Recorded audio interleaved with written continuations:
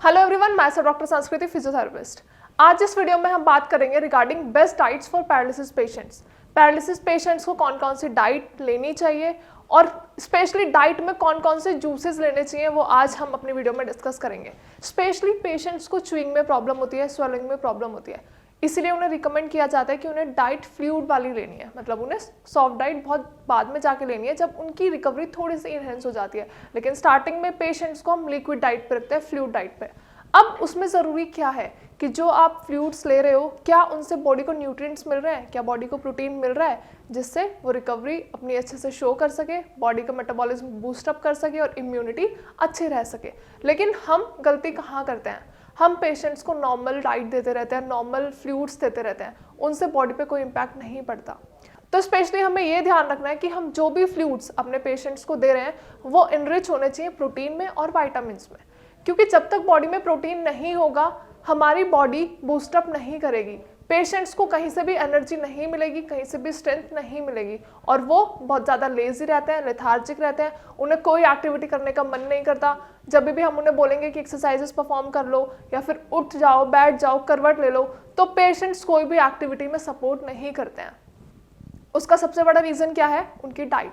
क्योंकि जब तक हमारी बॉडी को कुछ एसेंशियल नहीं मिलेगा, कुछ हेल्दी नहीं मिलेगा, तब तक बॉडी में स्ट्रेंथ नहीं आएगी और बॉडी से हम एक्सपेक्ट नहीं कर सकते कि बॉडी हमें कोई भी वर्कआउट दे।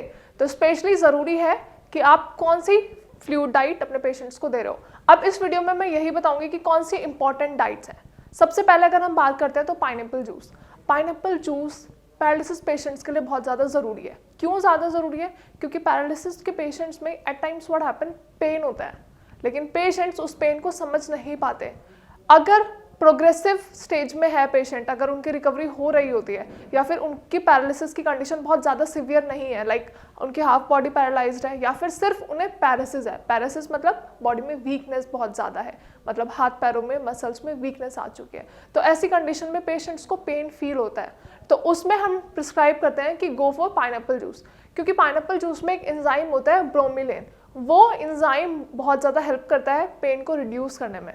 तो हमें पेशेंट को thrice a day juice advice करनी होती है। आप हाफ ऑफ द कप या फिर 1 कप जूस ले सकते हो, वो बहुत ज़्यादा हेल्दी होता है, पेशेंट को पेन रिलीव करने में भी हेल्प करता है और स्ट्रेंथनिंग भी बॉडी के अंदर आती है।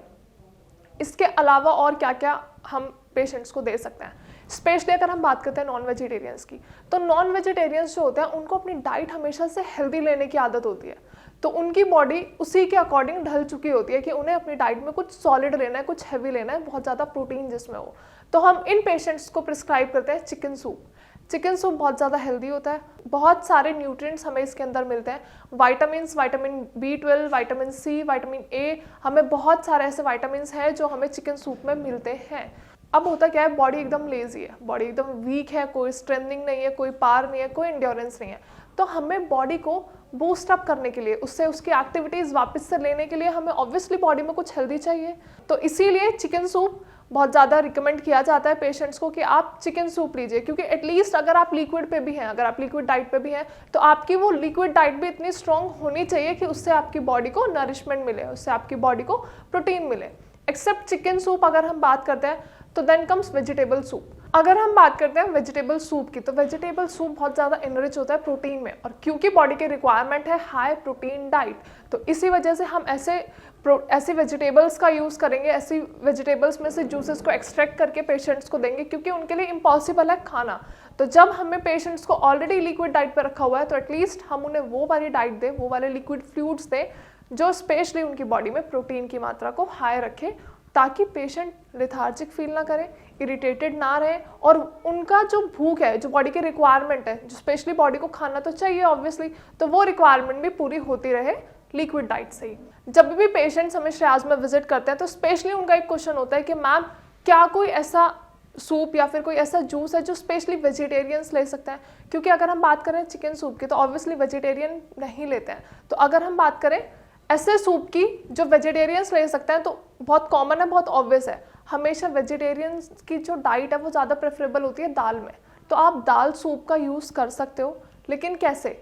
सूप बहुत ज़्यादा थिक होना चाहिए, उसके अंदर पानी का अमाउंट ज़्यादा होना चाहिए, क्योंकि हमें लिक्विड ज़्यादा रखना है। So patients can go for dal soup. दाल सूप बहुत ज़्यादा इनरिच होता है वाइटामिन्स में, हमारे प्रोटीन्स में, और क्योंकि बॉडी की रिक्वायरमेंट के अकॉर्डिंग हमें अपनी डाइट लेनी है, लेकिन हम एग्जैक्टली में सॉफ्ट डाइट नहीं ले पा रहे हैं, इसलिए हमें बॉडी को लिक्विड डाइट से नरिशमेंट देनी है, स्ट्रेंथनिंग देनी है, ताकि एटलीस्ट पेशेंट्स अपनी एक्टिविटीज़ परफॉर्म कर पाएँ।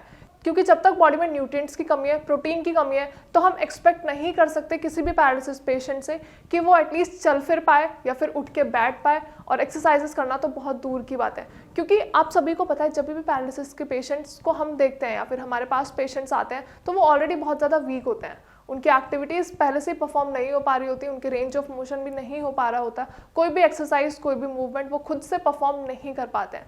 तो उसके लिए उस केस में हमें ये ध्यान रखना है कि एटलीस्ट जो हम पेशेंट को खाना पीना दे रहे हैं, तो उसमें जो डाइट दे रहे हैं उसमें प्रोटीन की मात्रा बहुत ज़्यादा होनी चाहिए, क्योंकि बॉडी लैक कर रही होती है प्रोटीन के अमाउंट में। तो हमें उनकी डाइट में प्रोटीन रिच रखना है, न्यूट्रिएंट्स रिच रखना है, ताकि बिना खाना खाए भी उन्हें एटलीस्ट डाइट से, फ्लूइड डाइट से वो न्यूट्रिएंट्स और वो प्रोटीन अपनी डाइट में मिल सकें। अगर वीडियो के रिगार्डिंग कोई भी क्वेरी है, कोई भी क्वेश्चन है, या फिर आपको कुछ समझ में नहीं आ रहा है, बीइंग अ पैरालिसिस पेशेंट्स कुछ ऐसी पर्टिकुलर चीज़ें हैं जो आपको नहीं समझ आ रहा है, या फिर आप मेडिकेशंस कहीं और से ले रहे हो लेकिन आपको कोई ट्रीटमेंट नहीं दिख रहा है, कोई रिकवरी नहीं दिख रही है, और स्पेशली अगर आपको डाइट से रिलेटेड भी कोई प्रॉब्लम है, एज वेल एज मेडिकेशन से रिगार्डिंग कोई प्रॉब्लम है, एंड एक्सरसाइजेस से रिगार्डिंग कोई भी प्रॉब्लम है, तो आप हमारे डॉक्टर से free of cost directly consult कर सकते हैं, या उसके अलावा आप नीचे दिए गए नंबर पर भी कॉल कर सकते हैं, एंड कमेंट सेक्शन में भी अपनी क्वेरीज मेंशन कर सकते हैं। Thank you so much.